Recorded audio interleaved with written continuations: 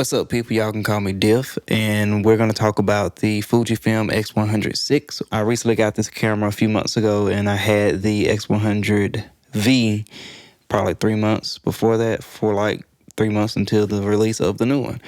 But yeah, we're going to go ahead and jump into it. I'm going to show you some content and some photos of it, and then we're going to go over whether or not you need this camera or should even buy this camera, and more so who it's aimed for. But yeah, let's go ahead and jump into all that. Let's go.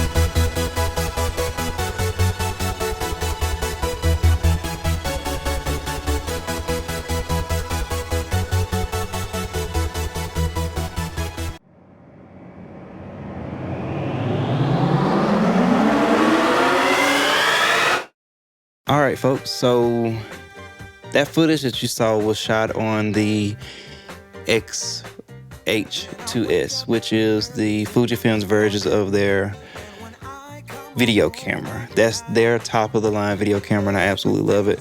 And some of those technical specs are included inside of the Fujifilm X100VI. But we'll get into that later. Hope you guys enjoyed it. If you did enjoy it, go ahead and hit that like button and that subscribe button if you really rock with your boy. Ever since I had the X100F, which was like 2018, this camera series has just been on the rise of popularity, from celebrities using it to word of mouth to the way it looks to just it being sold out and people having FOMO. It's a lot of reasons why people buy this camera, you know. Some of them are worse than others because there's people that are selling them just to make money off of them, which is freaking ridiculous. But hey, do you? So I'm not calling myself an expert by any means. I'm personally sharing what I think of that, so keep that in mind. This is not a professional review of why I don't do text anymore, because it's not that deep.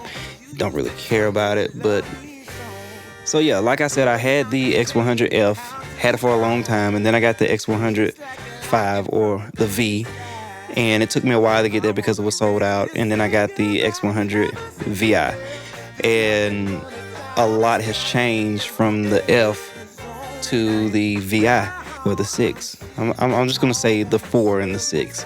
A lot has changed. A couple reasons why I like this camera in general, or this camera series, is because, you know, it has that film camera look, which is what I've shot with before, and compared, it just has that film camera aesthetic, and I love that. so much more control at your access with the aperture being on the lens instead of inside the camera or on one of the dials of the camera. It's controlled by the aperture ring. You also have the shutter speed on top, and it just feels so reminiscent of a film camera. And I love the aesthetic. That's just me personally. Another perk is when people see you with this camera, they think, bro, that's a film camera? That's a film camera? You can get in because people think it's a film camera. People don't feel as intimidated by it. It just looks small and amateur and adventurous and fun. Like, it doesn't look too over the top, you know what I'm saying? Like, it has a 23mm lens, which is a 35mm lens equivalent on a full frame. So if you haven't seen my video on why you should use a 35mm and the secret to better portraits, I'll put that somewhere below. You can go check that out. It has an f2 aperture, which lets in a lot of light at low light. It doesn't let in a ton like an f1.8, which is a little bit of a difference, not really, or 1.2. But even at f2, you're still going to be able to get good bokeh, which is the blur of the background and the separation between the background and the subject. I personally like that. You know, 1.8 would be great, or 1.4 would be great, but I'm fine with it too. I'm not complaining. It's a point and shoot camera. What do you want? You know? Now, one of the main things that I liked about the X100VI is the image stabilization. So that just gives you less handshake when you're taking pictures at a low aperture. It also helps you recording video footage on this camera because it's not gonna have that wobble effect, you know, when you're walking. Not saying that it's gonna eliminate all of it, but it will eliminate some, because you know, no camera is going to be perfect to where you're going to remove all handshake. I don't know of any camera that has done that. But overall, the highlight for me was the option to shoot the 4K video and the 6.2K video in this camera along with F-Log. I know I said I wasn't going to go into text, but I'm not getting into that deep with it. So F-Log is Fuji's version of CINE or Sony's version of S-Log, which gives you the ability to control and manipulate your video footage deeper. You know, be able to color grade it better to get that cinema look that you want. So I really appreciate having F-Log too. The X100F did not have F-Log in it. It just had 1080p, so yeah. And I shoot all my content in F-Log. You know, that helps me get that dynamic range. It helps me get that look that I want. And I really, really enjoy that. You know, and being able to have that F-Log too inside of a point and shoot camera that fits inside of my pocket is crazy. To be able to have that on the go is ridiculous. And I really, really like that instead of having to carry around my X-H2S, because, you know, there's some moments where I just want to enjoy it and not take out all the professional gear. And I just still want to have fun and not look like I'm out there working or feel like I'm working. So the main question is, do you need this camera? And the answer will be no, you don't. You don't need any camera or any gear. And I know that sounds so cliche, but the thing is, expensive gear doesn't make you a better photographer by any means. I had to learn that the hard way. And knowing how to use those cameras as tools is what will make you a better photographer. My example is I spent, almost $5,500 on a Canon 1D Mark II, 1D, whatever it was. And I was like, man, when I get this camera, I'm gonna take all kind of 5 pictures. I was taking 5 pictures, but it wasn't $5,000 worth of good quality pictures is what I'm getting at. So it's like having a sports car but not knowing how to drive the doggone thing.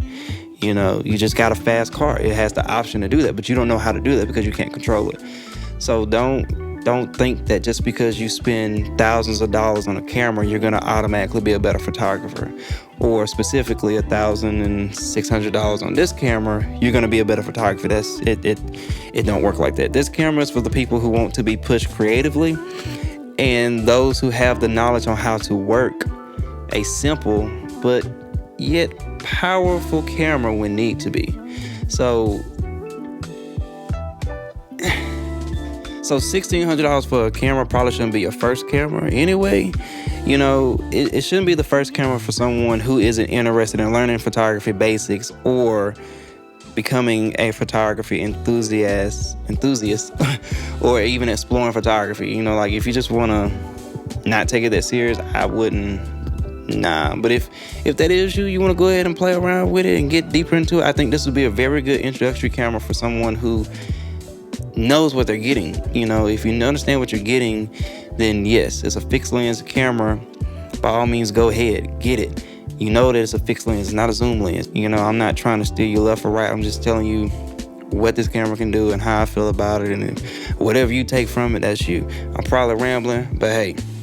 So in actuality, you may not need it, but if you want to push yourself, or if you find yourself someone who wants something that has just as much power as a camera that can shoot 6.2K or F-log and video content in their pocket at any time, or someone who wants a camera that has 40 megapixels that will give you a high resolution image and give you the ability to crop right there in your pocket, this camera is for you.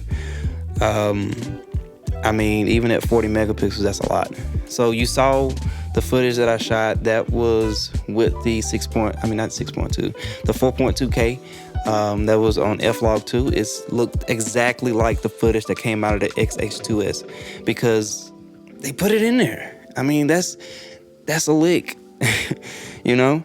So I pretty much showed you all this and told you all this information because I don't want you to feel like you have to get this camera or you need this camera, and you don't.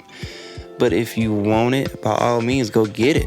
And if you're saying that, oh, it's not worth the money, it's not this and that, it's overrated, I will agree it's overrated.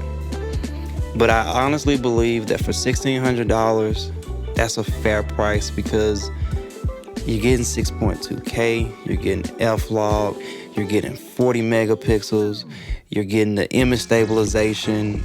I mean, and it's all in your pocket, whether you are an Instagram reel person, a TikTok person, someone who just wants to take pictures on vacation. This is by all means a very versatile camera, and I don't see myself changing on the X100 series anytime soon. So yeah, if you think it's for you, by all means, go ahead and get it. I highly recommend it. Just understand what you're getting yourself into. So with that said, if you guys enjoyed this video and found some information from it to be valuable, go ahead and show your boy some love. Like this video, subscribe, share, and let me know which one of the pictures was your favorite.